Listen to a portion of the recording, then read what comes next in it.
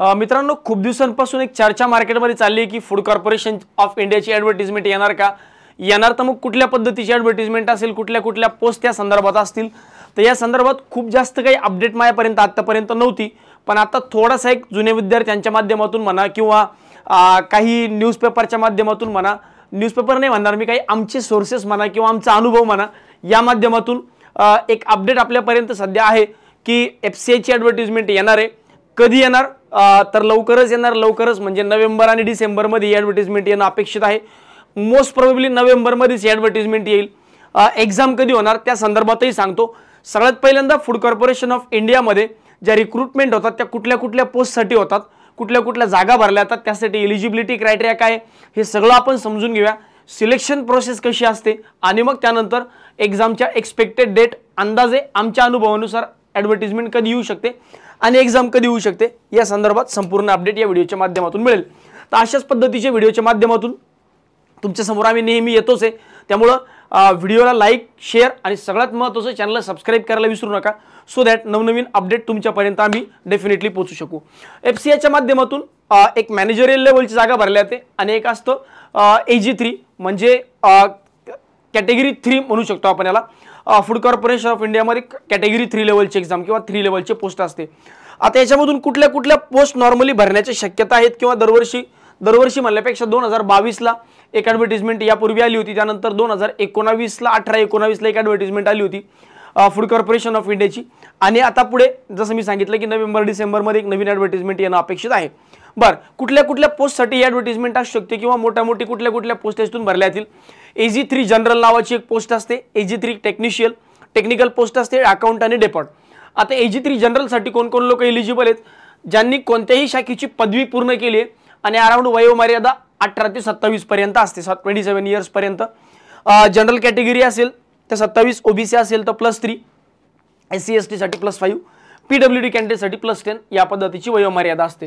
तर AG3 general त्यासाठी eligibility any graduate. AG3 टेक्निकलमध्ये BSc ॲग्रिकल्चरवाले कॅन्डिडेट असतील, BSc ज्यांचं केमिस्ट्री किंवा बॉटनी किंवा झुलॉजी घेऊन एक विषय घेऊन ज्या लोकांचं ग्रॅज्युएशन झालंय किंवा बायोटेक्नॉलॉजी असेल, मायक्रोबायोलॉजी असेल, बायोकेमिस्ट्री असेल, बायोटेक असेल, बायोटेकमध्ये पुन्हा फूड सायन्स आहे, ॲग्रिकल्चर आहे, BSc विथ फूड सायन्स आहे, बायोकेमिस्ट्री आहे, केमिस्ट्री आहे. तर हे विषय घेऊन जर तुमचं ग्रॅज्युएशन झालं असेल तर तुम्ही AG3 टेक्निकलसाठी अप्लाय करू शकता. जर तुमचं BCom झालंय तर तुम्हाला स्पेशल एक वेगळी पोस्ट आहे ज्याला म्हणतो आपण अकाउंट नावाची पोस्ट आहे. ही एक पोस्ट BCom झालेल्या ग्रॅज्युएट लोकांसाठी असते आणि डेपोटसाठी पुन्हा एनी ग्रॅज्युएट. मग मी मल्टिपल पोस्टला अप्लाय करू शकतो का? नाही, तुम्ही कुठल्याही एका पोस्टला अप्लाय करू शकता. इनफॅक्ट याच्यामध्ये सिलेक्शन होण्यात जास्त प्रमाण का असतं, कारण जागा झोन वाईज असतात. नॉर्थ झोनच्या वेगळ्या जागा, साऊथ झोनच्या वेगळ्या जागा, वेस्ट झोनच्या वेगळ्या जागा. त्यामुळे झोन वाईज जागा असल्यामुळे कॉम्पिटिशन त्या झोनशी स्पेसिफिक रिलेटेड असणार. त्यामुळे एक चांगला फायदा, चांगली अपॉर्च्युनिटी या माध्यमातून तुमच्या समोर येणार आहे. बरं, ही ॲडव्हर्टाइजमेंट अशा टायमिंगमध्ये येते की ज्या टायमिंगमध्ये कंपॅरेटिव्हली कुठल्या एक्झाम्स नसतात, कंपॅरेटिव्हली कमी एक्झाम असतात. त्यामुळे तुम्हाला 100% FCIवर फोकस करता येईल. म्हणून कुठल्याही IBPS क्लर्कची प्री एक्झाम असेल, IBPS RRB क्लर्क असेल, IBPS RRB PO असेल किंवा येणारी IBPS PO असेल, एक्झाम अवघड गेली, सिलेक्शन होण्याचे यावर्षी चान्सेस कमी वाटतात, तर तयारी सोडू नका. डेफिनेटली तयारी जी आहे ही रेग्युलरली चालू ठेवा, कारण हीच तयारी तुम्हाला पुढे FCI असेल, IDBIच्या 2 ॲडव्हर्टाइजमेंटबद्दल मी संदर्भात बोललो होतो. त्यानंतर न्यू इंडिया ॲश्युरन्सची एक AOची ॲडव्हर्टाइजमेंट येऊन गेली, आत्ता आली, सध्या चालू आहे. त्यानंतर न्यू इंडिया ॲश्युरन्स एक्झिक्युटिव्हचं एक नोटिफिकेशन, एक्झिक्युटिव्ह म्हणल्यापेक्षा क्लरिकल कॅडरचं असिस्टंटचं एक नोटिफिकेशन यांना अपेक्षित आहे. तर पुढे एक्झाम्स आहेत, असं नाही की पुढे एक्झाम नाही आहे. त्यामुळे तयारीचा जो मोमेंटम आहे हा शिफ्ट होऊ देऊ नका, तयारीचा मोमेंटम हा तुमच्याकडे ठेवा. बरं, महत्त्वाची गोष्ट की यासाठी या 4 पोस्टसाठी सिलेक्शन प्रोसेस जी आहे ही नेमकी काय असू शकते किंवा मागच्या वर्षी काय होती. बघा, फेज 1 एक्झाम ज्याच्यामध्ये प्रिलिमिनरी एक्झाम ज्याला आपण म्हणू, फेज 1 आणि फेज 2 साठी सिलेबसचे मी पेपर पॅटर्न पुढेच्या संदर्भात सांगतोच. त्यानंतर डॉक्युमेंट व्हेरिफिकेशन आणि मेडिकल, यासाठी कुठलाही डॉक्युमेंट व्हेरिफिकेशनच होता, कुठलाही इंटरव्ह्यू वगैरे नसतो. प्री एक्झाम, मेन्स एक्झाम आणि डायरेक्ट डॉक्युमेंट व्हेरिफिकेशन आणि मेडिकल या पद्धतीची सिलेक्शन प्रोसेस असते. बरं, फेज 1चा पेपर पॅटर्न नेमका कसा असतो सर? फेज 1चा पेपर पॅटर्न जर तुम्ही बघितला तर फेज 1 मध्ये इंग्लिश, रिजनिंग, क्वांट आणि जनरल स्टडीज GK म्हणू आपण, पण करंट अफेअर्सचा पार्ट बऱ्यापैकी असतो. तर 25 क्वेश्चन 15 मिनिटं, 25 क्वेश्चन 15 मिनिटं, 25 क्वेश्चन 15 मिनिटं आणि 25 क्वेश्चन 15 मिनिटं हा फेज 1चा 100 क्वेश्चन 100 मार्क आणि 60 मिनिटांचा पेपर असतो फेज 1. जेवढे लोक फेज 1 मधून क्वालिफाय होतील त्या अशा लोकांना फेज 2 साठी एलिजिबल असतात. आता फेज 1 मधून किती लोक घेतले जातात तर अराउंड एका जागेसाठी अराउंड 13 लोक फेज 2 साठी क्वालिफाय करून घेतले जातात. सपोज उद्या 1000 जागा जर आले तर 13,000 लोकांना फेज 2 साठी क्वालिफाय करून घेण्यात येईल. तर त्यामुळे हा फेज 1 वाला जो पार्ट आहे हा क्वालिफाईंग इन नेचर असतो. फायनल सिलेक्शन तुमचं फेज 2 वर होतं. मग फेज 2 मध्ये हा जो पेपर आहे फेज 2 मध्ये 2 पेपर आहेत, पेपर 1 पेपर 2. पेपर 1 कुणासाठी तर पेपर 1 ऑल पोस्ट साठी. पेपर 1 कुणासाठी पेपर 1 ऑल पोस्ट साठी म्हणजे कुणासाठी जनरलिस्ट असेल किंवा जनरलची पोस्ट असेल, डेपोट असेल, अकाउंट्स असेल किंवा टेक्निकल असेल, चारही पोस्ट साठी हा पेपर 1 असणार. पेपर 1 मध्ये इंग्लिश 25 क्वेश्चन 20 मिनिटं, रिजनिंग 25 क्वेश्चन 20 मिनिटं, क्वांट 25 क्वेश्चन 20 मिनिटं आणि जनरल स्टडीज जे 45 क्वेश्चन 30 मिनिटं. इथे जनरल स्टडीज म्हणजे जीकेचा पार्ट थोडासा वाढून जातो. बरं, मग फेज 2 मध्ये हा झाला पहिला पेपर कुणासाठी ऑल पोस्ट साठी. पण फेज 2 मध्ये पेपर 2 एक असतो, पेपर 2. पेपर 2 कुणासाठी असतो असे लोक ज्यांनी अकाउंट साठी किंवा टेक्निकल पोस्ट साठी अप्लाय केलंय. मग जनरलिस्ट असेल आणि डेपोट असेल यांचं सिलेक्शन फक्त एवढ्या 4 सब्जेक्टवर होणार.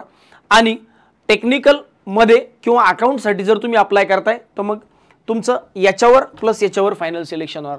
म्हणजे फेज 2 मध्ये तुम्हाला 2 पेपर द्यावे लागतील. कुणाला ज्यांचं टेक्निकल साठी अप्लाय करताय किंवा तुम्ही अकाउंट साठी अप्लाय करतायत. जर तुम्ही डेपोट आणि जनरल साठी अप्लाय करतायत तर मग फेज 2 मध्ये तुम्हाला एकच पेपर द्यायचा आहे.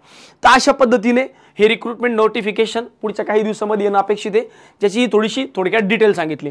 आता पुढचा मुद्दा येतो की एक्झाम्स कधी होतील, नोटिफिकेशन कधी येईल.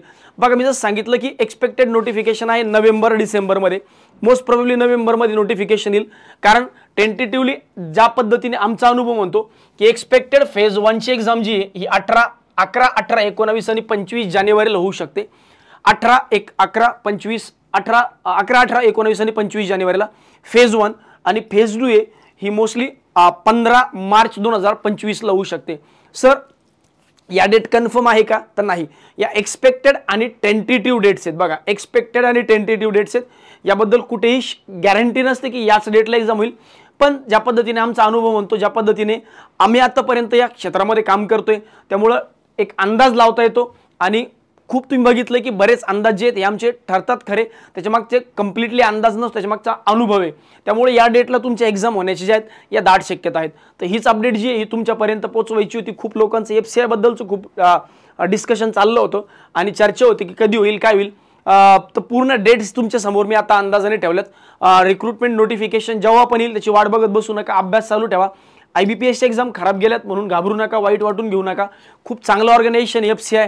बऱ्याच लोकांना ज्यांना मागच्या वर्षी सिलेक्शन झालं संभाजीनगर त्यांना पोस्टिंग मिळाले, काही लोकांना मनमाड आहे, काही लोकांना मुंबई आहे, काही लोकांना गुजरातमध्ये अहमदाबाद वगैरे आहेत. त्यामुळं बऱ्यापैकी जवळजवळ पोस्टिंग मिळू शकतं, चांगले चान्सेस आहेत.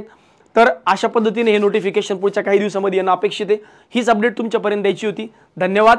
व्हिडिओ आवडला तर माहितीला लाईक आणि शेअर सबस्क्राईब करायला विसरू नका. धन्यवाद.